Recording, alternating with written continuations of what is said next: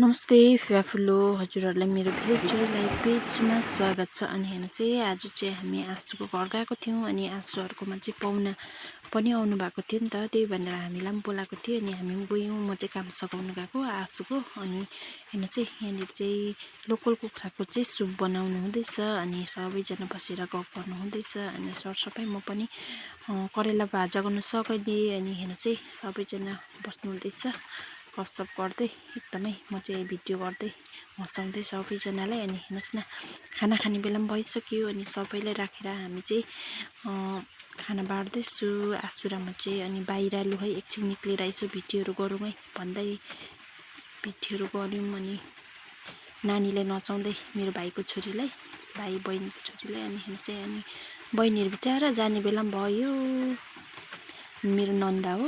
अनि हिँड्ने बेला भयो अनि बाई बाई गर्दै बिदा दियो। अनि हेर्नुहोस् न, मेरो ससुरा चाहिँ छोरी गयो भनेर चाहिँ रोइरहेको छ।